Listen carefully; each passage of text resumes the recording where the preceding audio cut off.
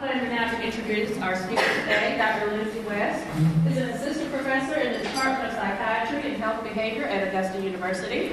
She graduated from Brown University with an AD in psychology and received her MA and PhD in clinical psychology from the University of Massachusetts, Boston, in Boston, MA. Dr. West completed her pre-doctoral internship training at Emory University School of Medicine in Atlanta, Georgia. She completed her postdoctoral fellowship at Augusta University.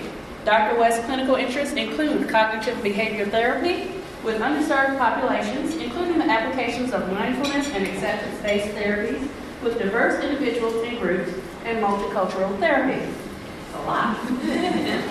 West's research has focused primarily on enhancing the mental health and quality of life of individuals from diverse backgrounds. In the department, Dr. West serves as the course director for psychotherapy and provides lectures in psychotherapy, cross-cultural psychiatry, and women's issues for psychiatry residents. In addition to being licensed in the state of Georgia, West is a licensed psychologist in South Carolina. Dr. West is a member of the American Psychological Association and is a member of APA's Division 35, Psychology of Women, and Division 45, Society for Psychological Study of Ethnic Minority Issues. Please welcome Dr. Lindsey West. Sure, I'll take that. Thank you. Well, I'm delighted to be here and speaking with all of you. I also have this other role at the university, serving as the Deputy Chief Diversity Officer, along with Dr. Quincy Birdsong, who's our Chief Diversity Officer at the university. So diversity is my jam. I've been studying it, thinking about it for 33 years, and that may or may not be my age. So I may be 43, I may be 33. So I've been thinking about it. Diversity is me, research is me-search. It's kind of selfish when you think about it. But I bet you we're all kind of interested in the things that affect us, right? So maybe when it's Breast Cancer Awareness Month, maybe you're the first one to sign up for that particular walk or a marathon because you have been affected by breast cancer. Maybe it is an issue related to a pet. So you're caring about the well-being of pets around North Augusta and Georgia because you saw that your own pet was affected by maltreatment or was lost or things like that. So you care about the interests that affect you. So own it. We're all kind of narcissistic, right? That's okay. We just have to have that awareness. So given that I'm a diversity nerd, thinking about the 20 minutes that I have to speak with you, I was a bit overwhelmed. I took out all my books and I was thinking, what do I do? How do I get them to understand these topics? Do I treat them like my students where I have the disclaimer, if you hate me by the end of the talk, I did my job. I decided I'm not going to go that route because I usually have a whole semester with them so I can take care of them and make sure that they've managed their feelings. But in 20 minutes, I'm thinking I want to limit the defensiveness. I want you to care. I want you to be excited. So I tried with all of my books out to think of the best examples and the best takeaways. So this is a great opportunity for me to practice, sort of the best things I got, my best tools. And then, of course, when we talk at the end, maybe let me know how you thought it went, any other ideas for improvement, because like I said, I've been doing this for a long time, and the things that I think I understand, perhaps those in my audience, those I'm trying to reach, aren't really getting it. So let's start. Any left-handed people in the room? Yeah, it's just you and me.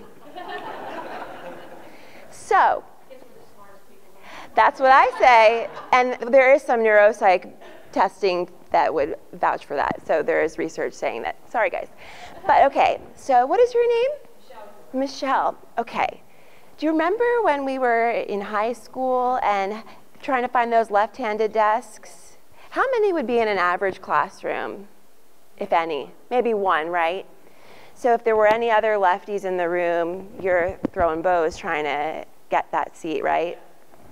Now, do you have the permanent pen mark on your pinky, like me? No, because I learned that just So did you switch to being right-handed? No. Oh, okay. Oh, I would do that too, so I'd sit a little bit differently. Yeah, yeah. So tell me about when you're out to dinner and you're thinking about where you're going to be seated. Do you think about maybe getting in someone's way? First thing I do is I try to find a chair that's going to limit that. Yeah, the one on the end probably. Yeah. So lots of thinking that goes into something so simple as the way you write. And did you ever feel left out from some of those examples that we talked about? Yes. Yeah. What about when you're in the grocery store and you're signing and the pen is on the right side and then you're trying to sign your check like this? Yeah. Wouldn't it be a lot easier if they just put it at the center and then we could all just grab it, righties and lefties alike? Yeah. So some of these things that people who are right-handed don't really think about. They're just walking through the world. All chairs are available to them, right? All desks. I didn't realize how unfair it is. Yeah. I've been thinking about it a long time, yeah. There are some perks, though. I used to play tennis, so people who were right-handed tennis players were the majority. So they weren't used to seeing the lefties. So my serve out wide, they wouldn't get it because they weren't used to that spin, right? So it would have been a lot better and more beneficial for the righties to train against some lefties to learn the alternatives to the different shots, right? So there's some benefits, obviously, in addition to being smarter, too. So now, Michelle, would you believe that I was discriminated against for being left-handed just a couple of weeks ago? So I was at this provost meeting, kind of set up like this, where they had, large pieces of paper where we were all working together to come up with some solutions. And I volunteered to be the scribe. And so sure enough, I shouldn't have probably done this because the setting, I was like this because people really weren't moving over. And someone said to me, it would be a lot easier if you just wrote with your right hand. I'm like, are you serious? I didn't realize, I did, but I really didn't think someone would say that. So I gave him a little look because I was shocked, right? You're shocked when somebody says something like that. So I kept on writing and I was thinking about what I was going to say to him afterwards. So I wasn't paying attention to what I needed to be doing. I was angry, I was sweating. I was like, I can't believe this is happening. So then afterwards I said what you said. I was like, lefties are much smarter than right-handed people. And I just don't want to stick my tongue out, but I left it at that. So yeah, it really fired me up. So just thinking about something like that, folks in the room, just you and me, who are left-handed have to deal with a lot of stressors in their everyday, going to a dinner party, sitting for a test. Think about our high schoolers nowadays. The left-handed high schoolers who are sitting for the SAT, they got already enough on their minds, right? Now that left-handed student is thinking, I better really sprint in there and make sure that I get the one desk so that I don't have to worry about how I'm going to sit during this really important milestone. Augusta University actually in Allgood Hall has adapted a lot of their classrooms so that no desk is one of those little desks anymore. It's a horizontal table so people can use their laptops. So they've adapted with the times. And lefties in the school are proud. Anybody in the room with food allergies, intolerances, sensitivities? Yeah. Oh, it's always just, you and me too. I'm lactose intolerant. Milk, and cheese, I've been missing it for a while now. So tell me, when you're going to a dinner party, do you ever think about, I'm probably not going to be able to eat much at this party. People don't really know I have this particular allergy. Yeah. Do you feel really relieved and happy when people ask you, or ask in general at a setting, anybody have any dietary restrictions? Does it make you feel included? Yeah. Yeah, you learn you take your little Lactate or whatever, a little pill. I know, I got them in my wallet. Yeah, so you learn to adapt. But wouldn't it be easier if, in addition to having some creamer, there was soy, there was some almond milk, there was some coconut milk right there next to it, right? So it's not about the folks who have the dairy giving anything up, right? We're not saying no milk allowed. We're saying just have a little soy milk chilling on the ice as well, right? Would you believe that in January, I went to a conference and they asked, on the application, any dietary restrictions? And I actually said no on it, because I was thinking that same thought, like, I'll just adapt. People never really do anything anyway, so I'll just say no and let things go as usual.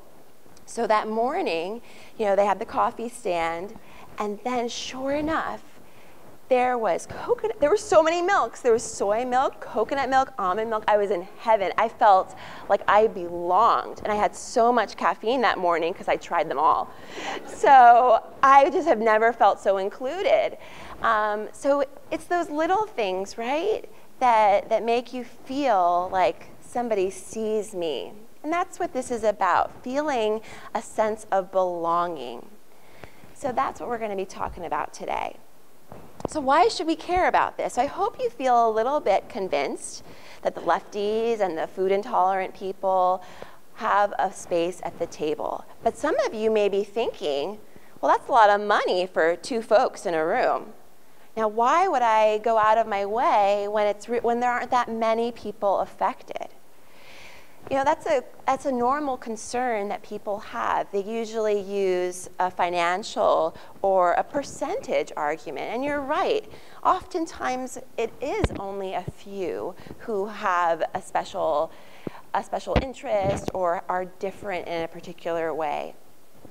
But the best insights are usually in the smallest number. So like I told you about the lefties, yeah, we're smarter, but we can also do things differently. We see the world in a different way. And if this were a sports analogy, wouldn't you want your right-handed tennis star to play against a diverse opponent, a lefty, a person who hits shots flat, who hits shots with a lot of spin, who kind of is a pusher, hits everything back, somebody who comes to the net a lot and does volleys and doesn't really stay in the back court? Wouldn't you want your best player to play against all types of people, because you can really learn the benefits from when you consider the other?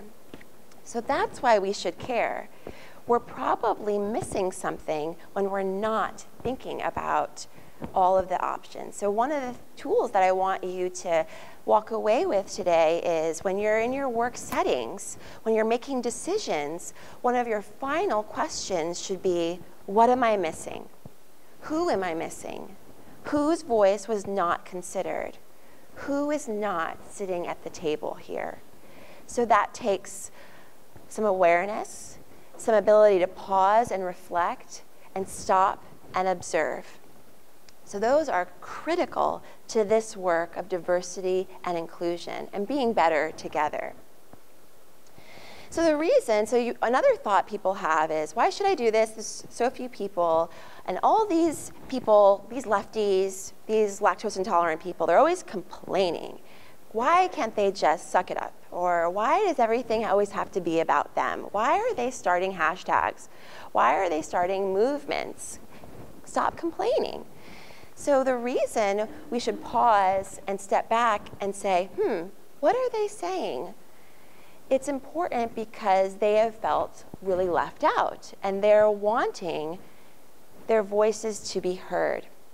So many of the times adapting is, having your little, your plan in mind. I'm going to walk into the dinner table. I'm going to take the seat on the end. When you're walking into the classroom, you're going to hope that there's a desk, but if not, you're just going to have a permanent sort of, I don't even know what this is, a permanent something on your pinky finger for your whole life. So you learn to adapt, but sometimes you say enough is enough and you want a change because you see the solution is so simple. So let's think a little bit about this too. Why do I care so much? So like I said, it's a little narcissistic. Research is me search.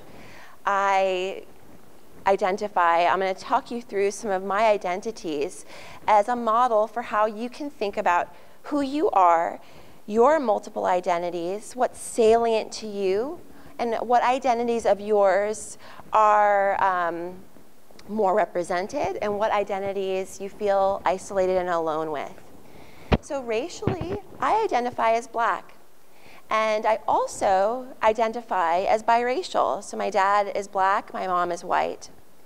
In terms of my ethnic identity, I identify as African American. So I'm married to a Black male. However, his ethnic identity is not African American. His is Caribbean. So he's from Barbados. And so some may say, well, isn't that the same thing? You know, just fill out the forced choice, multiple choice, Black/African American. And he had a really hard time filling any of those applications out because African American culture was not his culture. He lived in Barbados for 18 years until he came to this country for university. As far as gender identity, I identify as female. As far as sexual orientation, I identify as heterosexual.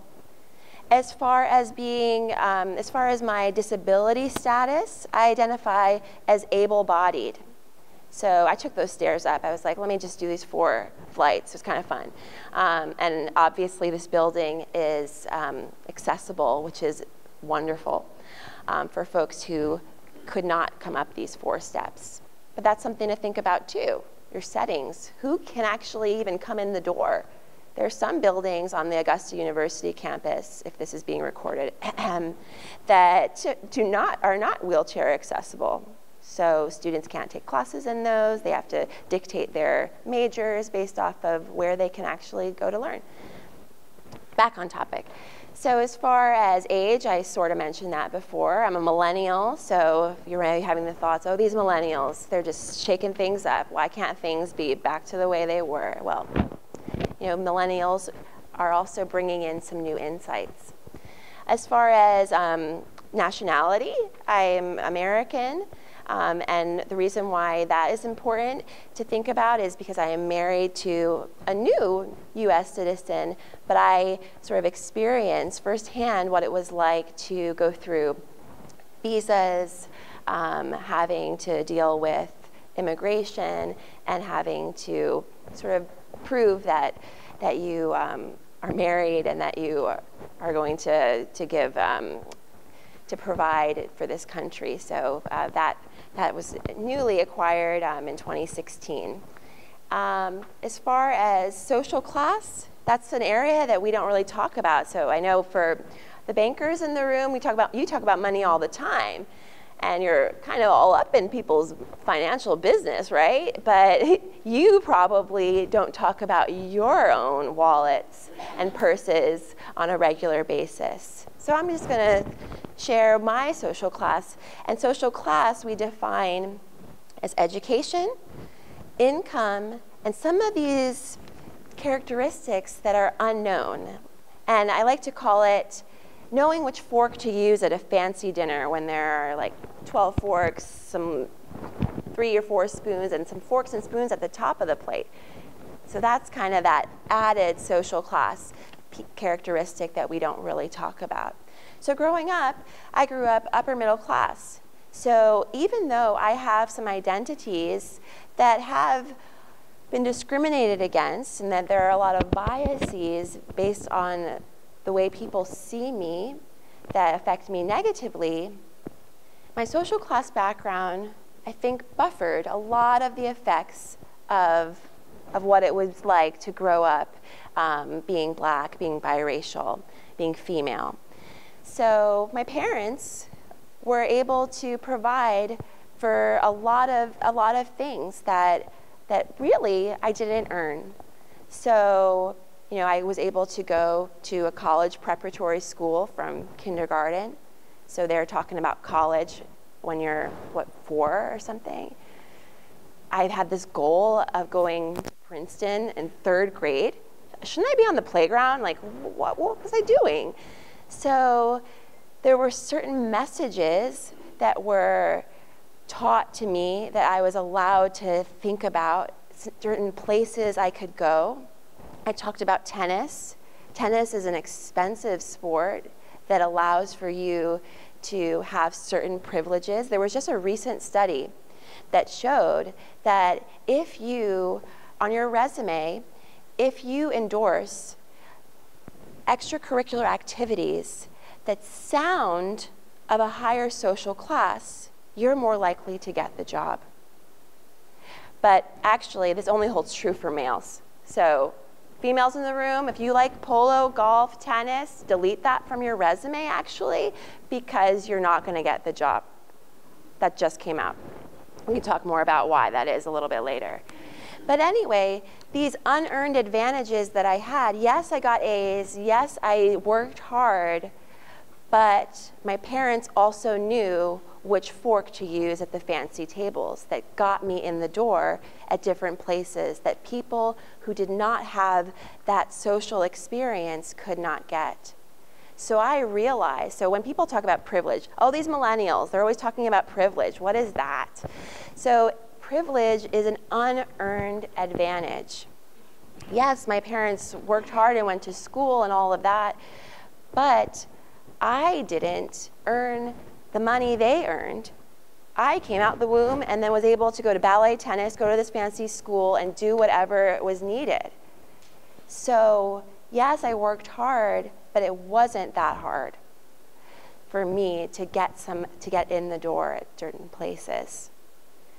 So when I think about these tipping points in my life, so when you think about this, so what 33-year-olds do you know who are deputy chief diversity officers? You know, assistant professor, so just last week I learned that I can be associate starting July. What 33-year-olds are associate professor? So when I think back, it's not that I'm some genius, even though I'm left-handed. It's that I had access to certain things, and I didn't have to step over a lot of hurdles that make life more difficult for some people. So these are the things that we talk about. We talk about social class privilege. We talk about able-bodied privilege. We talk about male privilege. We talk about white privilege. These are the things that you can't help, but the society is set up for you to have it a little bit easier. So the righties in the room, you just walk in, you sit anywhere, you're signing documents at Kroger, you are just moving through life. And you don't have to think about the lefties. Those who can eat peanuts and have milk and can have gluten, you are on Washington Road, what do I want to eat today? Anything, the world is mine, right? Those with the food allergies are like, okay, I gotta go to Whole Foods. Oh shoot, Whole Foods is closing now, so now where am I gonna go? Okay, Fresh Market. Oh, the word on the street is Fresh Market is going to Mullins Crossing. Oh no, where am I gonna go? Thank goodness Kroger has that one aisle that I can get something in. Right? Okay, so I think I've made some of my points there. I'm starting to sweat, so I think I'm good. Okay, so what do we do? So now that I've given you some examples, what can you do? So now the work is on you. The work is to think about who you are. Think about all of those different aspects of your identity. Which ones, not your own opinion, but which ones societally are seen as a privilege and which ones are seen as an oppression. So I've already talked about that. So the righties, you're privileged. One step forward to the finish line for you. Those of you who can have any food, one step forward to you. So it just means that the lefty stays back. The food intolerant person stays back. But the race starts as soon as the gun shoots. So those people who are two steps back, they have to run faster. They have to get there quicker in order to win, or even just to catch up. So then you might be thinking, wait, but there are some lefties and there are some people with food intolerances that win races. Imagine the resilience they have. If they can win the race when they don't have the head start, we need to invite them to the table. They've got something really special that your companies really need, because they are probably exceptional given the hurdles they had to cross over. So I hope you're using this example of lefties, food intolerant people, as valid examples, but thinking about them plugging in race, plugging in gender, plugging in sexual orientation, plugging in nationality, plugging in social class. Some other thoughts is to think, you have to think about sort of who you are and what you've benefited from, how you have been discriminated against.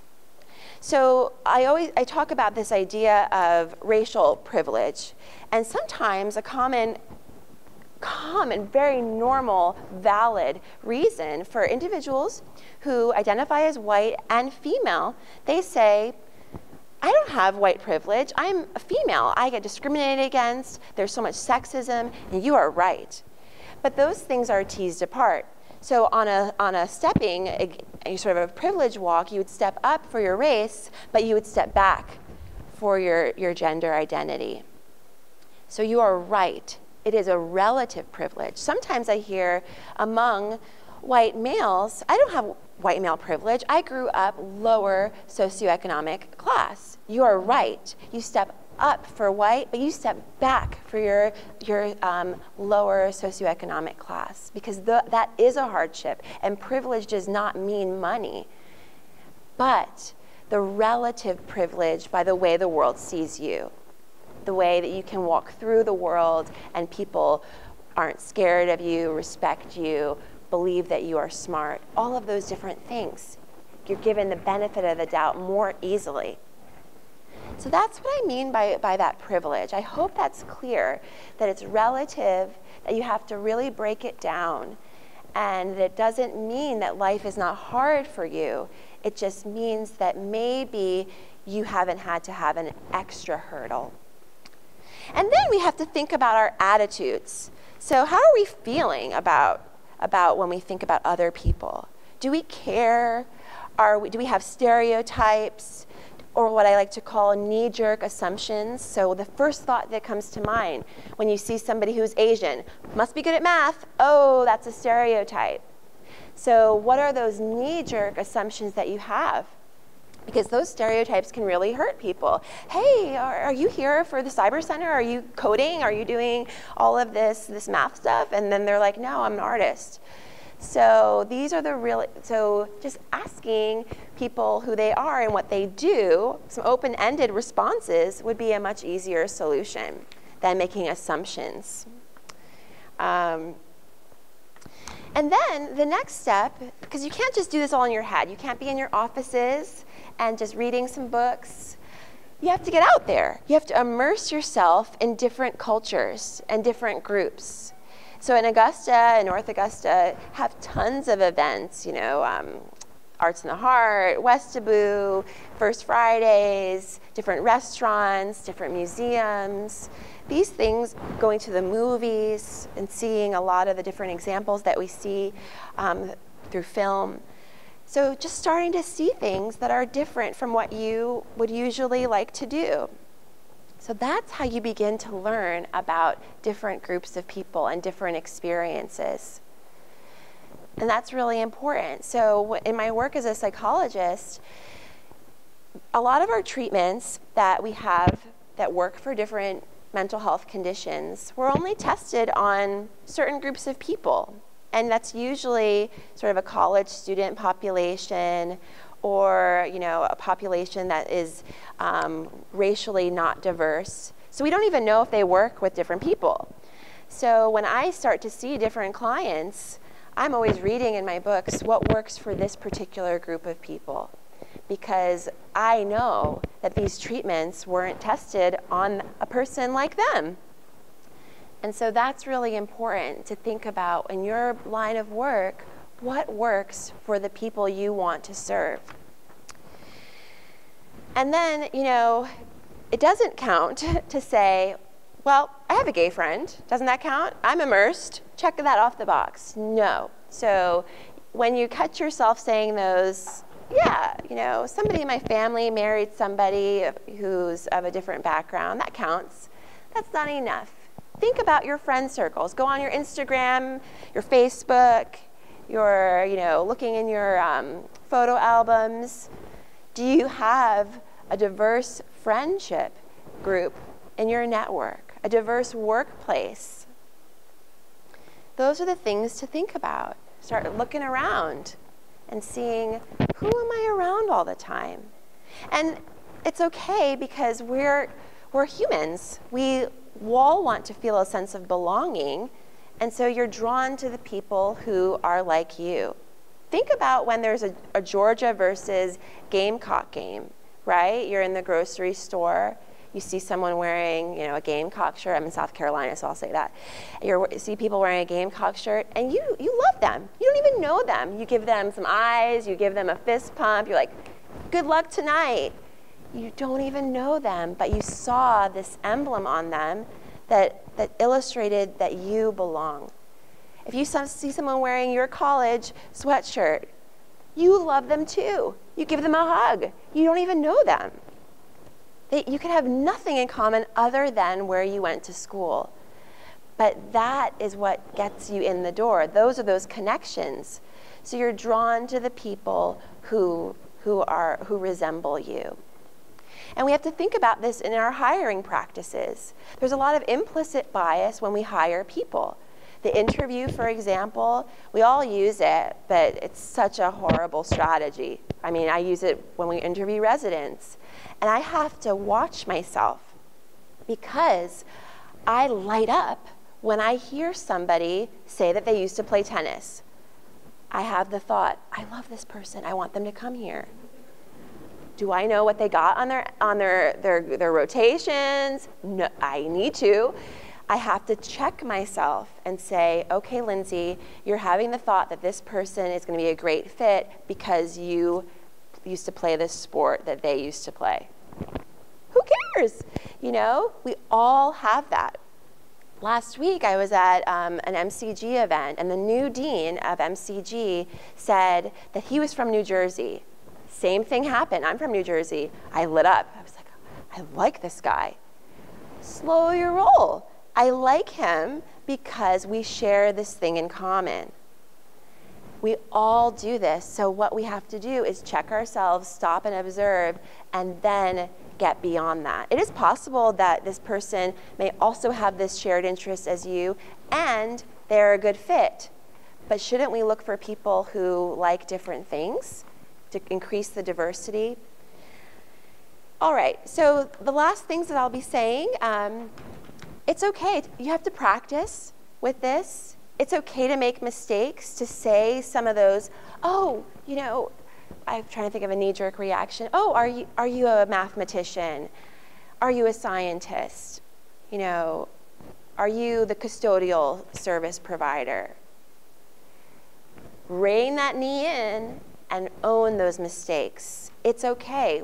No one is immune to the systems that have been in place within our country, within our world, that make us think the way we think. Now, after this discussion, don't go back to your work and you see your Asian colleague. Oh my gosh, I learned that you all don't like math. So you don't get going excited, like we're not going to tokenize people. We're not going to go say, hey, come here. I need diversity on my group. You're perfect for this. You have to do this subtly. You've learned the secrets, and now you have to actually practice this work without being so blatant and obvious and tokenizing. All right, so I'm going to show you two things, and then I'll be done. So these two books, I love them because they talk about diversity in such a relatable way. And they're actually by this woman who's a lawyer, Verna Myers. And some of this work actually involves looking in other fields to see how people are doing this. I'm a psychologist, but I'm always looking for people who can explain these topics in ways that make sense. So in her first book, it says, what if I say the wrong thing? Don't we all feel that way? Like, that title is just awesome.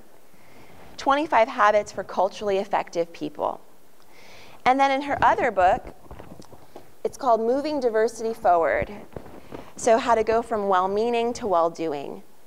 Really great texts. I have them with me, just my copies, but if anyone wants to write them down, I really urge you to purchase them. They are, and then actually at Diversity Summit in September, we're going to be going over them. So if you come to Augusta University's annual summit, you can hold off on purchasing the books because we'll review them there. In her text, she talks about this idea, and I steal her quote all the time. It's not mine, so news people, don't say that I said this because it's hers. She says, if diversity is being invited to the party and inclusion is being asked to dance. So we can't stop with the idea that we have a diverse group of people if we're not inviting them to dance. So at my wedding, I wanted all my top 40s, but my parents and their people, no, they wanted their old school stuff. My dad wants some electric slide. He loves electric slide. So literally, if I'm going to invite some people to my party, they need to be able to dance the songs that make them feel like they're included. So you can't invite people and not have something that represents them on your playlist. And then the last thing is some things that you can do for your businesses. So those of you who use social media and emojis have racial diversity in them now. So excited. So an emoji that looks like me, I can now do a bicep, a fist pump that actually is my skin color. So those in the room who didn't think about that, that's okay. Yellow biceps, yellow fists, that's the world you live in. But that's not the world of a lot of people. So if you have a business where you're clapping hands and you're showing different people, use all the emojis. I'm telling you, when I see a business that shows multiple faces like that, I go there. I mean, it just communicates a level of value and respect. And those are the secret symbols I am looking for when I go to places. For people who identify as LGBT, when they see that rainbow on the door, they go there because they know that they belong. I'm going to show you this. Hopefully it's not a little too risque, and I'll leave you with that. There's this new company. I don't receive any money from them. It's called Third Love, and it's a lingerie store, and it's all online. And they are moving diversity forward. Here's a picture again. Hopefully this is not too risque, but they have some colors of bras, and it's called Meet the New Naked. So those in the room, and hopefully I'm aware that I'm maybe benefiting the people who have better eyesight, so I'm sorry for people in the room. You can see all of these colors here are naked. And they said in their ads, they're saying, no more nude, this is what naked is.